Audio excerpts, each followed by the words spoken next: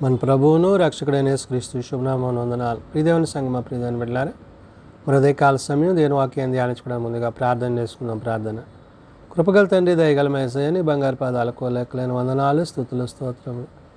గతించిన రాత్రి అంతా నీ రెక్కల చాటును కాచి కాపాడి సంరక్షించిందేవా. ఉదయకాల సమయం సజీవులు ఎక్కడి నుంచి ప్రార్థించుండగా వాక్యమైన దేవుడు వాక్యం ద్వారా నాతో మాతో మాట్లాడి మీరే మహిమ ఘనత ప్రభావాలు పొందమని యేసునామమున నడుచున్నాం తండ్రి, ఆమేన్.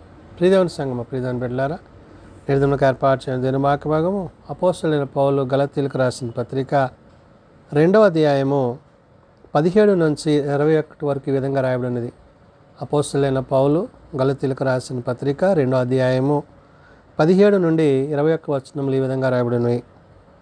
కాగా మనము క్రీస్తునందు నీతిమంతులమని తీర్చబడుటకు వెదకుచుండగా మనము పాపులముగా కనబడిన ఎడల ఆ పక్షమందు క్రీస్తు పాపమునకు పరిచారకుడాయన అట్లనరాదు.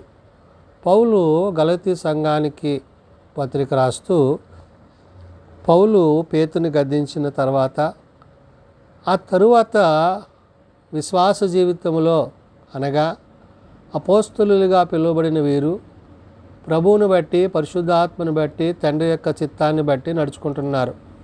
అయితే ఇక్కడ ఎవరైతే మన కొరకు ప్రాణం పెట్టారో, ఎవరైతే మన కొరకు సమస్తాన్ని అంటే మన అతిక్రమములని, మన పాపములను విడిపించడానికి లోకానికి కుమారుడిగా వచ్చిన క్రీస్తుని బట్టి, క్రీస్తు ప్రేమను బట్టి పౌలు ఇక్కడ మాట్లాడుతున్నాడు.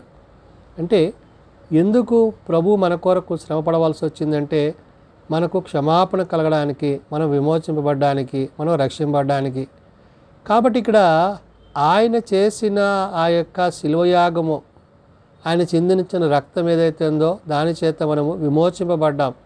అందుని బట్టే పౌలు ఇక్కడ అంటున్న మాట, కాగా మనము క్రీస్తునందు నీతిమంతులమని తీర్చబడుటకు, అంటే క్రీస్తునందు నీతిమంతులుగా తీర్చబడాలి.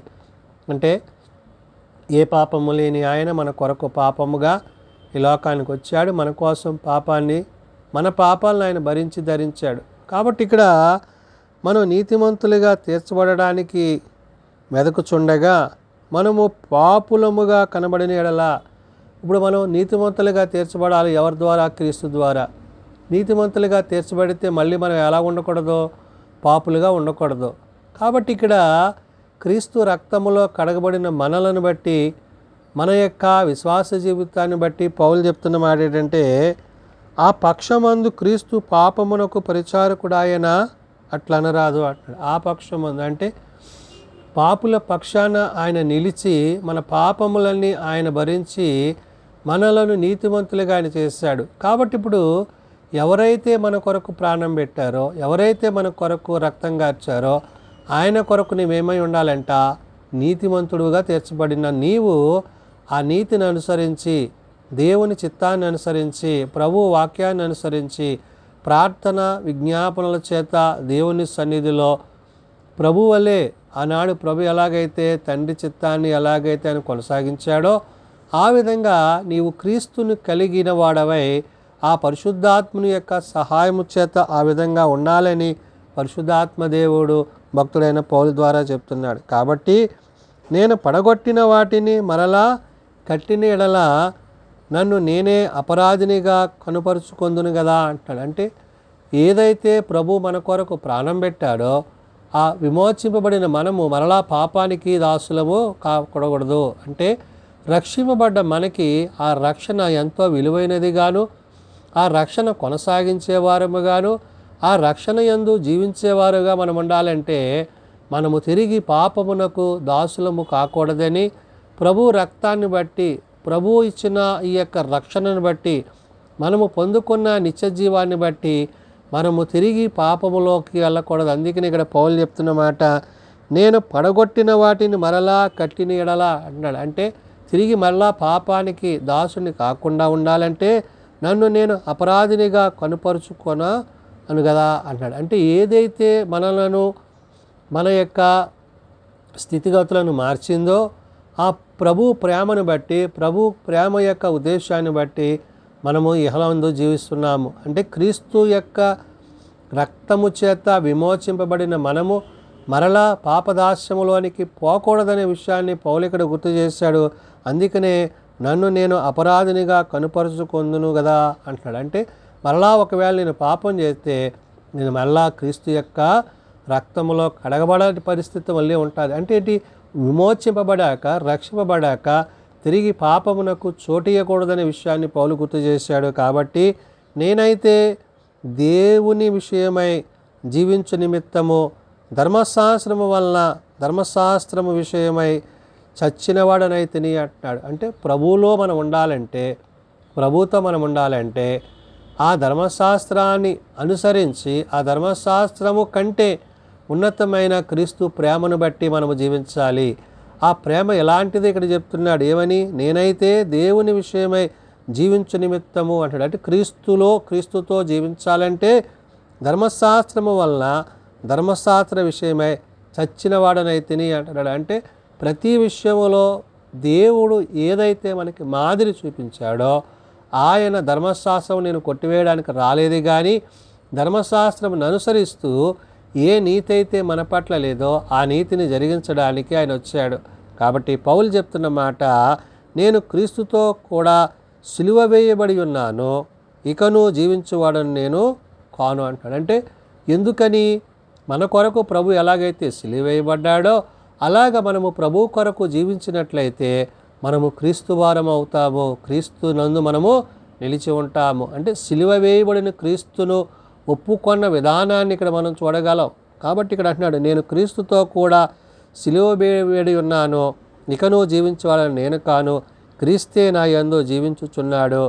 నేనిప్పుడు శరీరమందు జీవించుచున్న జీవితము నన్ను ప్రేమించి నా కొరకు తన్ను తాను అప్పగించుకొనిన దేవుని కుమారుని యందలి విశ్వాసం వల్ల జీవించున్నాను. ఇప్పుడు నేను జీవిస్తున్నానంటే శరీరధారిగా ఎవరి కోసం అంటే నా కొరకు ప్రాణం పెట్టి శరీరధారిగా వచ్చిన క్రీస్తుని బట్టి ఆ శరీరధారి అయిన క్రీస్తు నిమిత్తము నేను దేవుని చిత్తాన్ని జరిగించువాడనగా. అంటే ప్రభు ప్రేమ తను ఎంతగా అంటే ఉన్నతమైన స్థితిలోనికి నడిపించిందో తన కొరకు ప్రాణం పెట్టిన ప్రభువును గూర్చి పౌలు ఈ మాటలు చెప్తున్నాడు. అందుకనే నేనిప్పుడు శరీరమందు జీవించుచున్న జీవితము నన్ను ప్రేమించి నన్ను ఎవరైతే ప్రేమించారో ఆ ప్రభువును బట్టి నేను ఈ జీవితాన్ని జీవిస్తున్నాను, నా కొరకు తను తాను అప్పగించుకొనిన దేవుని కుమారుని యందలి విశ్వాసం వల్ల జీవించున్నాను. అంటే నన్ను ప్రేమించిన ప్రభువును బట్టి నా కొరకు ప్రాణం పెట్టి జీవించిన ఆ క్రీస్తుని బట్టి నేను మరలా జీవించడానికి, అంటే పునరుత్థాన సంబంధమైన అంటే అతిక్రమములు పాపములు దేవుని ఎదుట ఒప్పుకొని ఆయన యందు విశ్వాసములో కడగబడి ఆయన రక్తమందు పరిశుద్ధపరచబడి నీతిమంతులుగా తీర్చబడి ఆ నీతిని అనుసరిస్తూ జీవిస్తున్న విధానాన్ని పౌలు ఇక్కడ గుర్తు చేశాడు. కాబట్టి అంటాడు, నేను దేవుని కృపను నిరర్ధకము చేయను అన్నాడు. అంటే ఏ కృపచేత రక్షింపబడ్డాడో ఆ కృపలో కొనసాగుతున్నాడు, ఆ కృపను అనుసరించి నడుచుకుంటున్నాడు, ఆ కృపకు సాధనమై ఉన్నాడు. కాబట్టి నీతి ధర్మశాస్త్రం వలనైతే ఆ పక్షమందు క్రీస్తు చనిపోయినది నిష్ప్రయోజనమే అంటాడు. ప్రభు ఎందుకు చనిపోయాడంటే ఆ నీతిని కాపాడడానికి, మనల్ని రక్షించడానికి ధర్మశాస్త్రము కంటే ఉన్నతమైనది ఆయన నీతి అయి ఉన్నదనే విషయాన్ని ప్రభు ఇక్కడ గుర్తు చేశాడు. అంటే మనము నీతిమంతులుగా తీర్చబడాలన్నా, ఆయన నీతి మనలో కొనసాగాలన్నా, ఆయన ఉద్దేశాలు మనలో నెరవేర్చబడాలన్నా మన కొరకు ప్రాణం పెట్టిన ప్రభువును బట్టి ఆ ప్రభు యొక్క ఉద్దేశాలను బట్టి మనం జీవించాలి అని పౌలు గుర్తు చేస్తున్నాడు. అందును బట్టే నేను దేవుని కృపను నిరర్ధకము చేయను అంటున్నాడు. ఆ కృపచేత రక్షింపబడ్డ నేను ఆ కృపను కొనసాగిస్తాను. నీతి ధర్మశాస్త్రం వలనైతే ఆ పక్షమందు క్రీస్తు చనిపోయినది నిష్ప్రయోజనమే అంటున్నాడు. కాబట్టి దేవుని యొక్క చిత్తము, దేవుని యొక్క ఉద్దేశం ఏంటంటే మనము ఆయనతో పాటు ఆయన రాజ్యములో యుగయుగాలు జీవించాలని, ఆ నిత్యరాజ్యములో ప్రభువుతో సదాకాలం ఉండాలని. ప్రభువు మన కొరకు ప్రాణం పెట్టారు కాబట్టి నా కొరకు ప్రాణం పెట్టిన ప్రభువును బట్టి నేను బ్రతుకుతున్నాను, నా కొరకు చనిపోయిన క్రీస్తుని బట్టి నేను శరీరధారిగా జీవిస్తున్నానని పౌలు సెలవిస్తున్నాడు. కాబట్టి ప్రియదేవుని బిడ్డలారా, మనము ప్రభు మన యందు నిలిచి ఉండాలంటే ఆయన చిత్తమును అనుసరించి, ఆయన వాక్యమును అనుసరించి ఏదైతే ఆయన మనకు రక్షణ అనుగ్రహించారో ఆ రక్షణానందములో కొనసాగువారై ఉండాలని ఉదయకాలమైన పరిశుద్ధాత్మ దేవుడు భక్తుడైన పౌలు ద్వారా తెలియజేసిన మాటలు ప్రార్థన చేసుకుందాం. ప్రేమ నమ్మకం కలిగిన మా తండ్రి, కృప కలిగిన మా దేవ, నిజమే తండ్రి, నీ సత్యమును అనుసరించి, నీ నీతిని అనుసరించి, నీ యందు యథార్థత కలిగి జీవించుటకు నీవు అనుగ్రహించిన ఈ యొక్క గొప్ప రక్షణను బట్టి వందనాలు. పౌలు నాయనా మరి గలతీ సంఘానికి పత్రిక రాస్తూ, అయ్యా ప్రభువా, సంఘమును, సంఘ విశ్వాసులను, ఇలాగ కొరింథీ సంఘానికి, ఎఫెసీ సంఘానికి, అనేక సంఘాలకు తాను పత్రిక రాయడంలో ఉద్దేశం ఏంటంటే నీ ప్రేమ తన యందు నిలిచి ఉంది కాబట్టి ఆ ప్రేమను కొనసాగిస్తూ ఆ ప్రేమలో ఏ విధంగా పరిశుద్ధతను, నీతిని, మరి కృతజ్ఞత కలిగిన వాడై, మరి కృపచేత రక్షింపబడ్డవాడై ఉన్నాడో అనేకమైన విషయాలను తెలియజేశాడు. కాబట్టి నాయన, మేము అట్టి కృపచేత రక్షింపబడ్డ మేము ఆ కృపలో కొనసాగుతూ నీ నీతిని అనుసరించి, నీ సత్యమును అనుసరించి జీవించుటకు మాకు నేర్పించండి. చిన్న బిడ్డలు, యవనులు, పెద్దలు, వృద్ధులు ప్రతి వారిని దీవించండి. ప్రతి వారికి నీ కృపను అనుగ్రహించండి. ఏ ఒక్కరూ నశించక అంతటందరూ మారు మనసు కలిగి పాపక్షమాపణ కలిగి నీ నిత్యరాజ్యంలో చేరగలిగిన కృప ప్రతి వారికి దయచేయమని, దీని పరిచర్య, దీని సేవలో నీ సన్నిధి మాకు అనుగ్రహించి మీ కృపతో నింపుమని యేసు నామం నడుచున్నాం తండ్రి, ఆమెన్. పరలోకమందున మా తండ్రి, నీ నామం పరిశుద్ధపరచబడుగాక, నీ రాజ్యం వచ్చుగాక, నీ చిత్తం పరలోకమందు నెరవేర్చినట్లు భూమి మీద నెరవేరుగాక. మా అనుదిన ఆనేడు మాకు దయచేయము. మరల అపరాధం చేసిన వారిని మేము క్షమించిన ప్రకారం అపరాధములను క్షమించుము. శోధనలో ఏకాదశులను తప్పించుము. రాజ్యము, శక్తి, మహిమ నిరంతరము నీవేనవు తండ్రి, ఆమెన్. మన పరమ తండ్రి అయిన దేవుని ప్రేమ, ప్రభువైన యేసుక్రీస్తు కృప, పరిశుద్ధాత్మ నిత్య సహాయము నిరంతరము సదా తోడయండి సంరక్షించునుగాక, ఆమెన్.